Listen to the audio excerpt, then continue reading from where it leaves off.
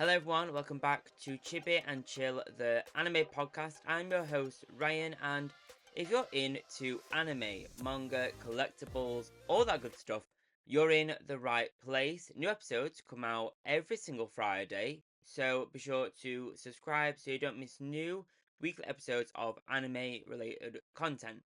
This week it's all about Studio Ghibli, the gem of Japanese animation, and if you're an anime fan, you've more than likely, even without knowing you've done it, you've watched a Studio Ghibli film, or seen a clip, or seen a trailer, or seen its characters somewhere. It is one of the biggest animation studios in the world and become a household name all the way since its founding, and all of a sudden it's a household name. Everyone knows what Studio Ghibli is and can at least name one, or if not two, if not reel off the library of their movies and animations. There are some that are standout ones, but the studio has an interesting past. Its directors are some of the world's most known and renowned directors for movies, not only for animation but for actual just storytelling in general. I realised that when I was kind of looking at this book, I was looking through this and it's one of my favourite books that I own, and I realised I've never actually done a history of Studio Ghibli episode.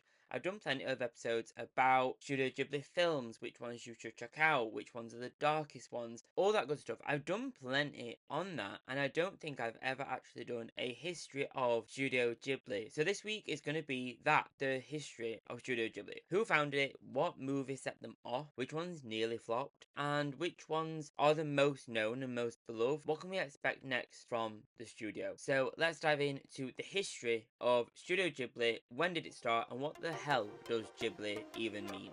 Just a little quick side note before we move into the history of Studio Ghibli.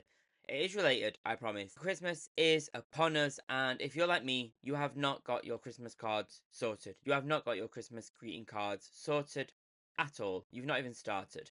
But this week's episode is all about Ghibli. So the perfect time to introduce my new 2 Christmas card Ghibli themed designs on Thortful. Thortful is the creative platform where creators like me design and sell Christmas cards or any other greeting card that we design. There's plenty of other creators on there as well for you to check out. My 2 card designs that you see on the screen here are, one's a Christmas wreath inspired by Studio Ghibli characters, and one is a Christmas tree, again inspired by those same characters. Super cute, slightly minimal, but super fun and stylish, and hopefully you guys like them. You can check them out on thoughtful.co.uk. There's a link down in the video description. Get these Christmas cards and more, even gifts on Thoughtful at thoughtful.co.uk, and enjoy fast delivery within the UK. They may do shipping overseas. I'm not entirely sure, but do check that out. It's worth a check out anyway.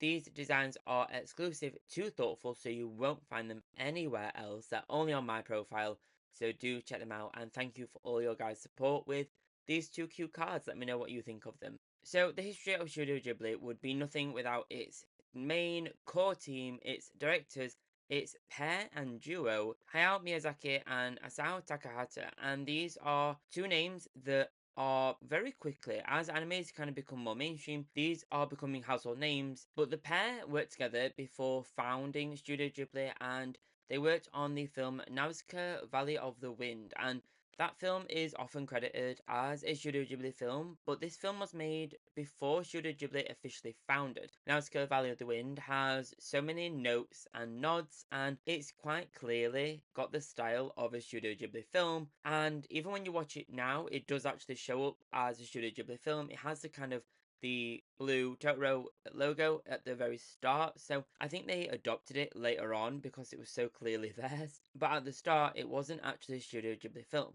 Nausicaa the Valley of the Wind released in 1984, and this was before Studio Ghibli founded a year later in 1985. But Isao Takahata and Hayao Miyazaki worked together on that film, and you can quite clearly see so many influences of what Studio Ghibli came to be in that film. And I have to say, Nausicaa Valley of the Wind is quite a conceptual film. It's very pro-environmentalist. It's very interesting from a concept point of view. Slightly religious, very futuristic, but no technology kind of point of view. It's more the flying machine kind of vibe.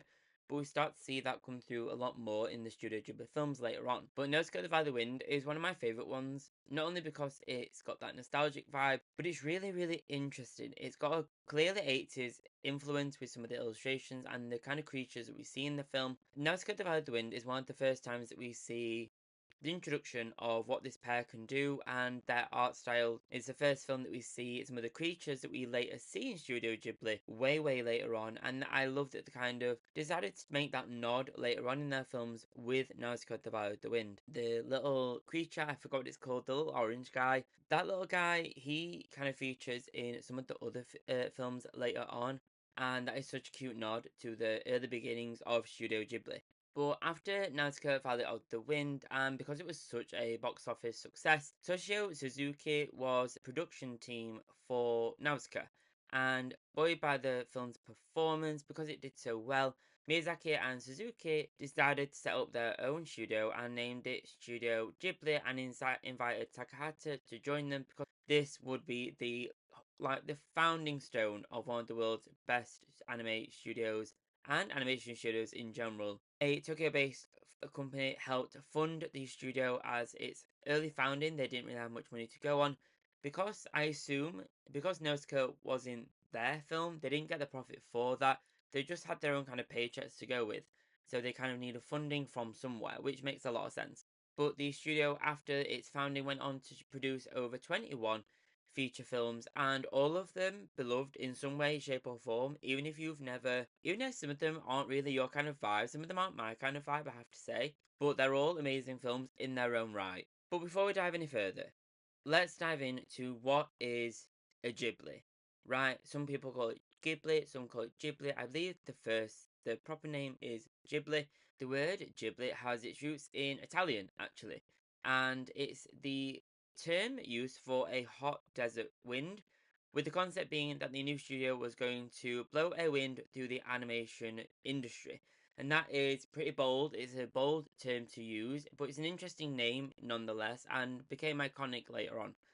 I think it's bold of them to choose a studio name that if someone did look into that and found out the meaning, that they really needed to make good on that promise of the studio name, because if not, it would have been really embarrassing for that studio name to be a flop, if we're honest. That would have been really, really awkward. The studio made good on its promise and went on to make over 21 feature films, and each of them beloved in their own special way. Some of them becoming the most popular films ever, not even in animation, but for films and movies in general. But the first film that was officially Studio Ghibli's was released in 1986, a year after founding, and that was Laputa Castle in the Sky. This is a gorgeous film, and this is the film where we start to see a true reflection of Studio Ghibli's power in how they can take a story and turn it into their version, their world, their Studio Ghibli vision of this story. And this is where we see the introduction of the same orange character that we saw on the Nausicaa the Valley of the Wind. They make a little nod, a little key appearance in the movie as well, and we start to see one of the most biggest icons for Studio Ghibli, and that's the robot in this film. It became such a key feature in the film that there's kind of icons of it all over Studio Ghibli Park in Japan and all over. You can get merch for it everywhere, and it's super, super cute.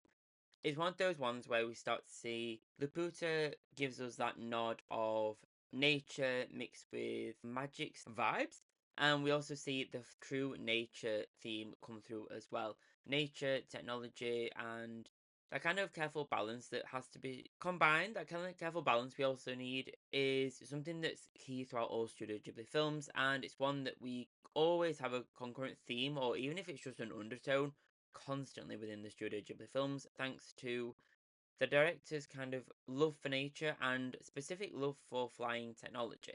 But this book will help me with the stories because it has all of them in. So the story for Laputa Castle in the Sky is that long ago the people of Laputa raised a large island into the sky using a giant levitation crystal and ruled over the lands below with their superior or scientific knowledge. 700 years have passed since that time, and Laputa is now only a legend. Pazu, an impoverished boy who works in a mine, dreams of completing his late father's quest to find the lost island of Laputa. One night, a girl literally falls from the sky in Pazu's arms, slowly, protected by the levitation crystal around her neck in a little pendant. She is Sheeta, heir to the throne of Laputa, not that she knows it yet. Together, they set off, Pazu protecting Sheeta, all the while the government agents and air pirates who are after levitation crystal and Laputa's hidden treasures. Thank you. So it's a very, it gives a really 80s vibe, all of that kind of like the air pirates, the levitation crystal, the hidden castle.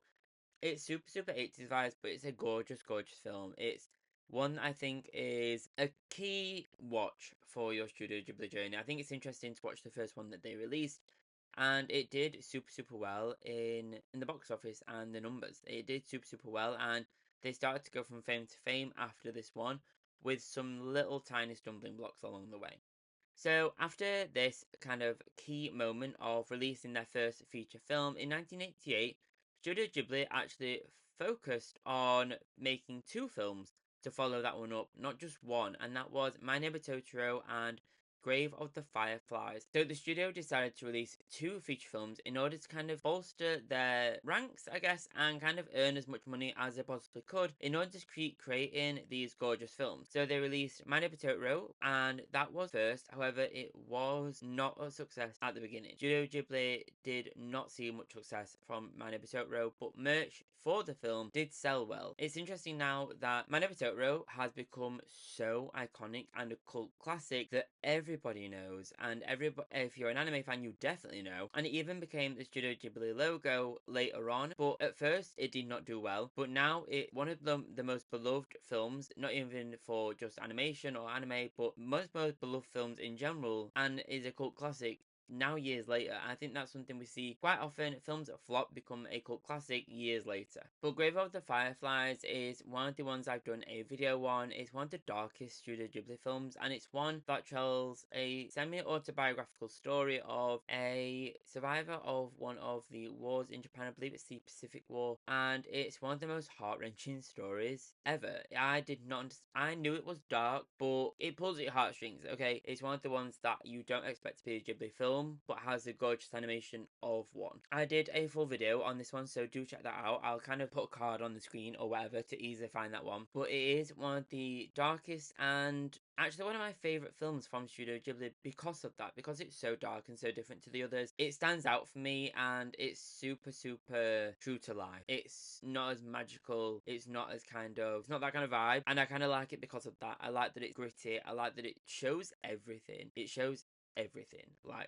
it's dark, but do check it out if you want something that's quite shocking for Studio Ghibli and one that you don't expect from them to make. But My Neighbor Totoro and Grave with the Fireflies released in the same year and did help to raise some funds for the studio that really needed it at the time and helped to kind of put them on the map a little bit. My Neighbor Totoro obviously became more of a cult classic later on, and as part of the 25th anniversary for both those films, you could get a bumper pack that kind of had both the My Neighbor Totoro and Grave with the Fireflies in the same pack to kind of commemorate that year where they both came out, which was really cute, and I love that. A year later, in 1989, Studio Ghibli released Kiki's Delivery Service after getting the rights to produce the film. It is one of my favourite ones, partly because of Gigi. He reminds me of Our Little Black Cat. The Gigi steals the film for me, okay? Gigi is so cute, but Kiki's Delivery Service is one of my favourite ones because it's super wholesome. I feel like I'm going to start saying they're my favourite ones every single time. Kiki's Delivery Service is one of the best ones because it's super cozy. It's a little bit magical. It's got that kind of witch vibe, and the talking cat. Think of Sabrina the Teenage Witch, but Studio Ghibli. Imagine those two put together, and a bakery involved as well. It is super fun. There's this kind of coziness that comes with Kiki's Delivery Service. So the story of Kiki's Delivery Service is that Kiki has just turned 13, and the age at which apprentice witches must leave home and spend a year in an unfamiliar town. Under the light of a glorious full moon, Kiki sets off with her black cat Gigi in tow. By morning, she arrives at the bustling seaside town of Koriko.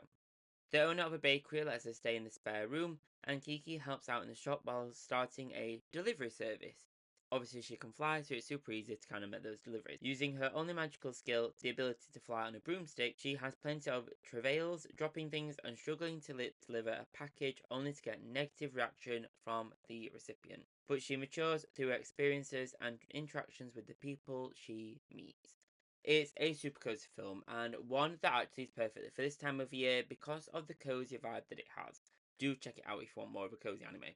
But it's a great coming of age story and one that started to kind of really play with that magical vibe a little bit more since My Neighbor Totoro and Nausicaa Valley of the Wind. It started to really play on that a little bit more and bring more of the cozy vibe back in Studio Ghibli from the release of Grey with the Fireflies. But it was a complete success. This really helped put Studio Ghibli on the map and became Japan's highest grossing movie of 1989. Like completely, not even for animation, but for movies in general.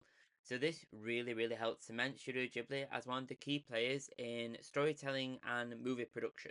So as the years kind of went by, Studio Ghibli, they continued to produce film after film, including Only Yesterday, Porco Pompoko, and more. Each of them doing well in their own respective ways, but nothing really stood out until one came about, and that was Princess Mononoke. Up until the production of Princess Mononoke, Studio Ghibli used more old school techniques to produce the animation, and that is why they're all so gorgeous, if we're honest. They're all hand drawn and hand illustrated, so all the smooth animations are actually done by hand, which is crazy to think about. But Princess Mononoke released in 1997. This was the first one where Miyazaki also incorporated some new production techniques with the film using computer animation, 3D rendering, texture mapping, and digital composition. So a giant shift for the studio and one that helped to really kind of, I guess it would have been slower at the beginning, but really helped to overall enhance the production for the studio and kind of take some of the load off. The film ended up being the most expensive Studio Ghibli film that they've ever produced to date, but the investment paid off in spades. Released in 1997, Princess Mononoke was a box office success smash and becoming not only Japan's highest grossing film of the year, but Japan's highest grossing film of all time, an accolade it held until 2001 when it was topped by another Studio Ghibli film, Spirited Away, which we'll get to very soon. Princess Mononoke was also the first one where they won an award for their work. So Princess Mononoke was a commercial success, but a critical one too. The film won the Japanese Academy Award for Picture of the Year, becoming the first ever animated film to win that prize ever, which is just mad. That is crazy. But I think we're starting to see that a little bit more as award ceremonies kind of start to include anime and animation in more categories than they used to. And I think that's something that is showing the power of anime at the minute. Princess Mononoke was released in the US with distribution by Miramax, and it performed poorly at the box office here in the West, but went on to sell well on DVD and video, which is interesting. I think it's something that's new for Western audiences to kind of see at the time, so I'm not surprised that it didn't do well, if I'm honest. When I went to see the Yu-Gi-Oh movie, that wasn't popular either, I don't think. I mean, I loved it, but I don't think it was something that people would flock to when I was a kid, but I think they would do now. But all this new investment, all this new kind of production style, this new film really helped to cement Studio Ghibli overseas as well as in Japan. Started to become an award winner. It started to become the highest grossing studio ever, because of its films. It started to have box office smash after smash. So started to really put his name everywhere, and Studio Ghibli started to really become a household name, starting from around 1997, 98. So as the studio continued to make further films and shorts, and sometimes even did adverts for other companies as well, they took on kind of other animation work to kind of just keep money flowing in as they kind of produce these more and more expensive film projects. They started to start work in 2001 of Spirited Away, or they released the film Spirited Away in 2001. Spirited Away became the film that really cemented Studio Ghibli as the animation studio for anime and anime movies in general. But Spirited Away was the one that completely put them on the map. Just in case you don't know, the story of Spirited Away is all about 10-year-old Chihiro wanders into a strange town with her parents, who are tempted by the delicious smells from a food stall, but after eating the food, set out there transform into pigs. A boy who calls himself Haku comes to the terrified Chihiro's side, and she ends up working at a bathhouse called the Yuya, run by the witch Yubaba, and where the myriad of gods and spirits come to relax and refresh themselves on their adventures. Yubaba takes away Chihiro's name and she starts working under the name Sen, desperate to rescue her parents who have been turned into pigs, and these are at the buffet the entire time. Sen scrubs the holes on her hands and knees and cleans and undertakes all these kind of tasks at the bathhouse constantly. Tends to the gods who visit the bath, uh, bathhouse, that kind of thing, and as she does so, the power to live that has laid dormant inside her gradually awakens. There's so much more that happens inside that. That's quite a brief description. But Spirited Away was one of the films that completely transformed animation and made people kind of sit up and take notice of not only Studio Ghibli, but Japanese animation as well. It is one of the most gorgeous films you'll ever watch, and one of the most iconic films for Japanese animation ever. On its release, Spirited Away became the highest grossing Japanese film, again, of all time, a stature that it held for 19 years. No film in Japan ever topped this for 19 years, which is ridiculous. Spirited Away also won the Japanese Academy Prize for Picture of the Year, much like Princess Mononoke did, but perhaps more impressive than this is the international critical acclaim that it got as well. It won the Oscar for Best Animated Feature and is the only non English language and hand drawn anime film to ever do so, cementing its place in history, and the Golden Bear Prize at the Berlin International Film Festival as well. This is one of the films where it broke records, it smashed goals, and has become an absolute icon for movies and Japan. It became one of the films that became a icon in history. It became an icon from breaking award records, breaking sales goals, and holding a title for 19 years as Japan's highest grossing film for that long, nearly 2 decades. And Studio Ghibli seem to have this knack for creating films that just smash goals. Every time they release a key film, it became a box office success. It broke records, it won awards, and all of a sudden, the world knew who Studio Ghibli was and what they were making. People started to kind of reference them as the Disney of the Disney studio of Japan, and they started to quickly kind of run with that, I guess.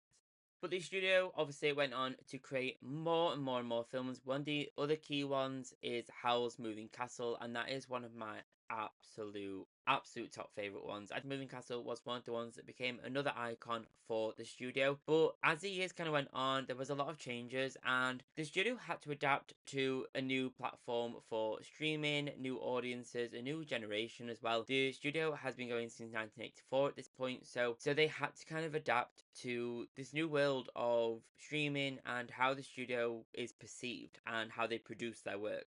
Not only did they take on new challenges, including producing the film The Earwig and the Witch, which was the first film for Studio Ghibli where they did it all in 3D. I'm going to put my hands up, I've not watched that one. And I don't actually have a want to either. Part of the magic of Studio Ghibli for me is the iconic style, is that flat, almost traditional kind of style for animation, and I really don't want to see a Studio Ghibli film in 3D, if I'm honest. It doesn't have the right kind of vibe for me, and I don't know, it doesn't sit well with me. If you've seen that film, please do let me know. Is it amazing? Is it worth a watch? But I'm so glad that they did go back to this original style for the newest film, which is The Boy and the Heron, and that one has become a huge success for the studio, having huge celebrities in there doing voiceover, the character voices, and that one is one that I need to watch, but it is one that I am dying to watch. I am literally itching to watch. I might watch that tonight maybe. But one of the key films for the studio and proves their power for animation, still sits with them and solidifies them yet again as a key animation studio and movie production studio in the world.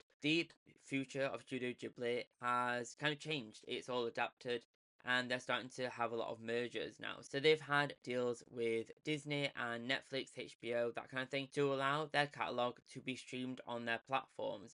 a lot of the time you would struggle to find them. I think I struggled to find them for a long time before discovering them either on Netflix or HBO, and it became a struggle. But most of the catalogue, if not all of it, is available on Netflix, so a new generation can easily find and enjoy the world of Studio Ghibli, and I think that was the best decision they could make. But these mergers with Disney, Netflix allowed them to kind of really cement themselves more overseas again in the new streaming world, especially with so many changes coming up for them. Recently, they merged with Nippon TV as well as part of a merge to for Nippon TV to kind of own part of the studio as well. I don't know if this is more from a business point of view for them to be able to solidify funds or solidify a distribution, that kind of thing. But a lot of people, when that news came out, kind of saw it as a little bit scary, merging with the kind of TV conglomerate that is Nippon TV in Japan. And I think it just makes business sense. If we're honest, they do it is a business at the end of the day, and I'm happy for them to do whatever they do if they keep creating the films that they do and have the power and the funding to do.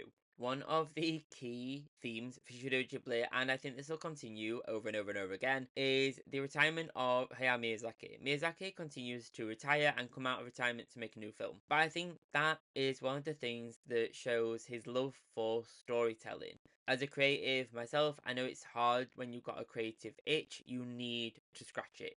A little bit with my thoughtful cards that I shared earlier on. That felt like a shameless plug, but it was an itch I had during the day, and I needed to make those cards. I had an image in my head, and I needed to make them real. And I think that's what kind of Miyazaki kind of goes to as well.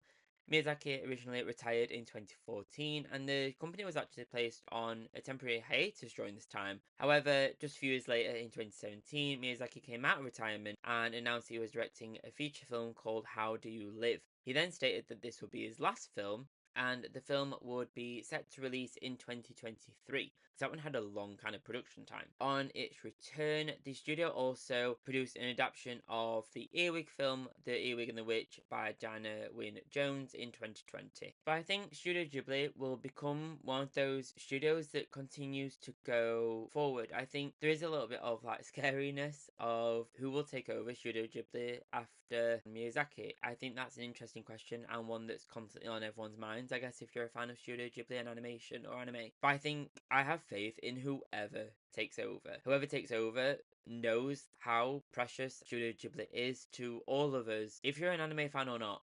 It's one of the world's most beloved and iconic styles for animation and storytelling, and I think they've got big shoes to fill, whoever takes over, but I think they know that as well. Studio Ghibli has had quite an interesting career, and it's not been without its pitfalls. One of the most iconic films that we know now, My Neighbor Totoro, did not do well at all when it came out, but the merch did, which that's fair. It's cute, it's adorable. I'm interested to see what other films become cult classic the more they produce. I need to watch the new one, The Boy and the Heron. I think that might be my task for tonight. But I'd love to see, what are your guys' thoughts? What do you think they'll do next? I hope they don't do another 3D one, if I'm honest. I really don't want to see that. I want to see the continuation of the classic Ghibli style. I think that's what they're known for, and I think that's why it's so loved. Thank you so much for joining me on today's episode. Let me know in the comments what your favourite Studio Ghibli film, and what do you think the next like 5, 10, 15 years look like for the Studio Ghibli film process? What do you think they're going to release next? What do you think they're going to do? If you've been to Studio Ghibli Park in Japan, how does it feel to be living my dream? But thank you so much. Anyway, I digress. Thank you so much for joining me on today's episode. Please do like, share, all that good stuff. Please do subscribe, review. You know what to do. You know where the buttons are. You know where they are by now. Please do hit them. Please do subscribe. It really does support the show. Thank you. Enjoy the rest of your week. Whatever anime you'll be watching, whatever genre it is, maybe let me know what Studio Ghibli film you'll be watching this week. That could be fun. Thank you so much. Thank you. Find me on social media. Find me Etsy Shop links down below. Thoughtful Ghibli cards are down below as well. Do check those out. Thank you and enjoy the rest of your week. Bye bye.